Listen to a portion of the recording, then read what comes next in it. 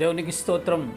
ప్రియమైన వారలారా, రక్షకుడును ప్రభు అయిన యేసుక్రీస్తు వారి నామంలో మీకు శుభములు వందనాలు తెలియజేస్తూ ఉన్నాం.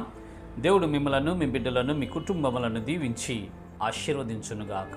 ఆమెన్. God bless you. దేవునికి స్తోత్రం. హల్లెలూయా. ప్రియమైన దేవుని పిల్లలారా, ఈ దినాల్లో కొన్ని కుటుంబాల్లో బిడ్డలను మనం గమనించినట్లయితే తన తండ్రికి తల్లికి దుఃఖాన్ని పుట్టిస్తూ ఉంటారు. ఆ బిడ్డల జీవితాలు దురవ్యసనాలకి అలవాటైపోయి విచలవిడి జీవితం జీవిస్తూ వేదనకరమైనటువంటి పరిస్థితులు ఆ కుటుంబాల్లో ఉంటే శాపమే ఆ కుటుంబాల్లో ఏలుబడి చేస్తూ ఉంటుందండి. ఎప్పుడు ఇంటికి వస్తాడో తెలియదు, ఎప్పుడు ఉంటాడో తెలియదు, ఎలా ఉంటాడో తెలియదు పరిస్థితుల్లో ఆ బిడ్డలు ఈనాడు తల్లిదండ్రులకు మాట వినకుండా దుఃఖం మీద దుఃఖంను పుట్టిస్తూ మానసికంగా కృంగు చేస్తూ ఉంటూ ఉంటారు. కొన్ని కుటుంబాల్లో మనం చూస్తాం. ప్రియమైన దేవుని పిల్లారా, అయితే పరిశుద్ధ లేఖనాలు ఏమని సెలవిస్తున్నాయి? తండ్రిని ఎలా సంతోష పెట్టగలడు కుమారుడు అని మనం ఒకసారి ఆలోచించినట్లయితే సామెతల గ్రంథము 10వ అధ్యాయము 1వ వచనంలో ఈ రీతిగా భక్తుడు రాస్తూ ఉన్నాడు. జ్ఞానము గల కుమారుడు తండ్రిని సంతోషపరచును. దేవునికి స్తోత్రం. హల్లెలూయా. ప్రియమైన దేవుని పిల్లలారా, జ్ఞానము కలిగినటువంటి కుమారుడు తండ్రిని సంతోషపరుస్తాడంట. ఇప్పుడు జ్ఞానము లేనటువంటి కుమారులే ఎక్కువ మంది ఈ లోకంలో మనం చూస్తాం. తన తల్లిదండ్రులకి దుఃఖాన్ని పుట్టిస్తూ ఉంటారు, తల్లిదండ్రులకు ఎదురు తిరుగుతూ ఉంటారు.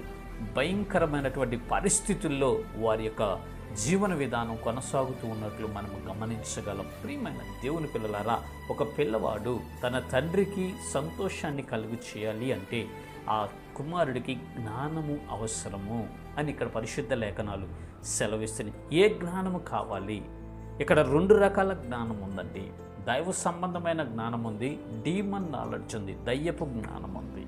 ఈనాడు లోకమంతా దయ్యపు జ్ఞానముతో ఈ డీమన్ నాలెడ్జ్లో పడిపోయి అదే జ్ఞానం అనుకొని చివరికి అజ్ఞానంతో అంధకారంతో నశించిపోతూ ఉన్నారు. ప్రియమైన దేవుని పిల్లలారా, ఇక్కడ చెప్పబడ్డ జ్ఞానము దేవునిని గుర్చిన జ్ఞానము, మంచి జ్ఞానము.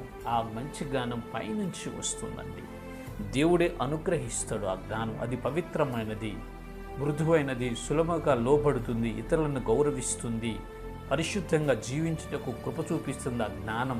ఆ జ్ఞానము కలిగినటువంటి కుమారుడే తండ్రిని సంతోష పెడతాడు అని ఇక్కడ పరిశుద్ధ లేఖనాలు సెలవిస్తున్నాయి. ప్రియమైన దేవుని పిల్లలారా, మీ కుమారులు మిమ్మల్ని సంతోష పెడుతున్నారా? ప్రియమైన తండ్రులారా, మీ కుమారులు మిమ్మల్ని సంతోష పెడుతున్నారా?